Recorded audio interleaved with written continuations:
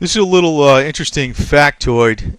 Corruption Perceptions Index, known as the CPI, not called the Consumer Price Index. Corruption Perceptions Index. Basically, an entire country is judged and put to a set of parameters as to how it's viewed for corruption. And it's put out by Transparency International, which is a nonprofit organization since 1995. Now, on a scale of 10 to 0, 10 means very clean and 0 means highly corrupt. Now, if you look at this map, this is basically who's on the top of the list for very clean would be New Zealand. They'd be right on the top of the list. Also up there is Finland, Sweden, Norway, Singapore. Canada is very high up there too. Denmark, I think Luxembourg, Ireland, Iceland. New Zealand would be the highest on the list. The United States actually sits in about in the middle, along with Japan and Germany. A lot of countries that Americans listen to their spiel about and propaganda, like Russia, is actually very low on the list. I wish our news media would be a little more aggressive in attacking them, but I realize that our elite are basically in cahoots with the Russian elite. They're not going to attack them that much. They're not going to attack them that much. And I also want to talk a little bit about this with Russia Today. If you noticed that Russia Today is pretty much allowed to attack anybody that's in Wall Street. They'll attack anybody. And it could be true. But you will not see any details coming out of like the major news media outlets about Russia. They'll tell you some stuff like in very big general terms, but they're not really putting out like too much about Putin or anything like that. It's really general.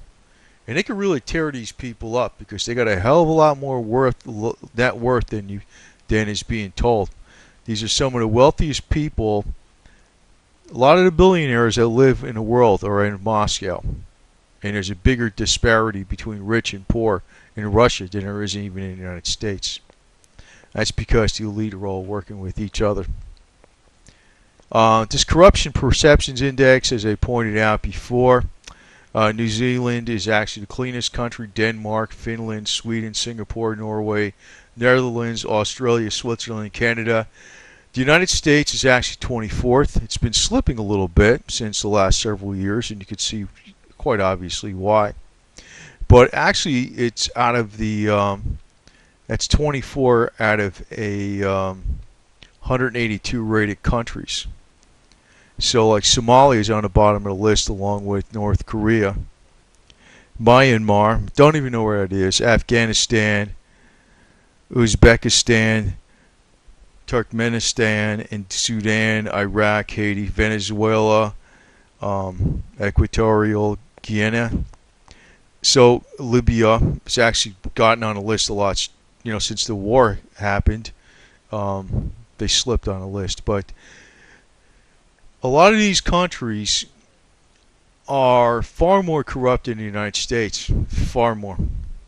There's absolutely no avenues you have for any kind of dissent, period. And you have no recourse as to what you can do on a lot of cases.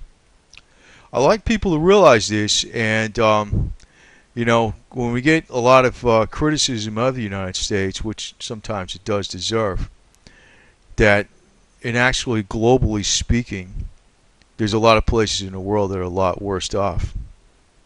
And Russia is a very corrupt country too. Even China.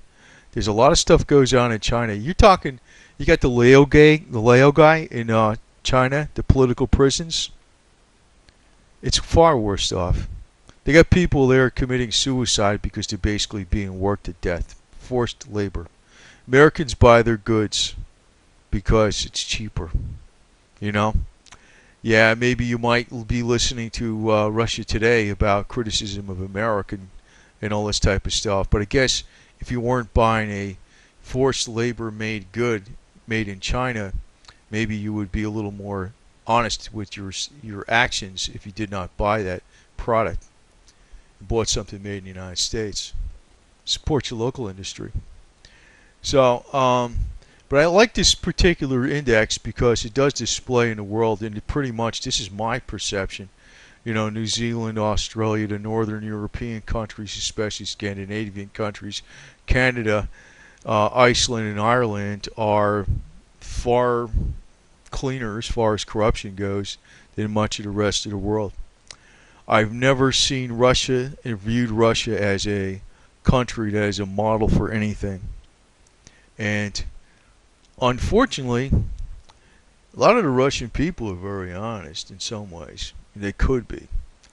But the leadership, as always, is corrupt to the core. Putin's corrupt to the core. Medvedev is corrupt to the core. And the whole FSS behind that whole series of clowns that run that place is corrupt to the core. So, you know, it's an interesting index. You could say it's a bunch of garbage, but it's basically how I perceive things. The United States is actually nowhere near as bad as a lot of other countries, but it's not on the top of the list. Pretty interesting, put out by Transparency International, referred to it as a CPI, not the Consumer Price Index, but the Corruptions Perception Index. And I think it actually is a pretty accurate statement of what goes on. So when you have a country as, you know, some of these countries, you know, and you look at, here's Iran. It is a corrupt country. That's a corrupt country too.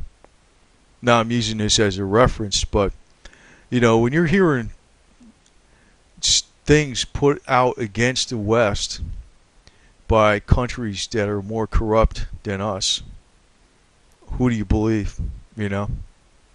And actually the UK is actually higher up on the index than the United States. You can notice color is about the same. The UK is actually a little higher up. Germany's a little bit higher up. But it's like, who's calling us?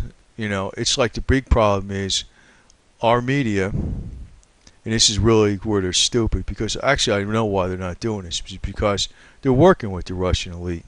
They're working with the Chinese leaders. The Western elite are working with the Chinese elite and the Russian elite. But in reality, our media and also our independent media ought to be a lot more critical of the Chinese policies and the Russian policies. Basically, they're running a lot of slave labor. And they do a lot of things to people without any kind of due process of law.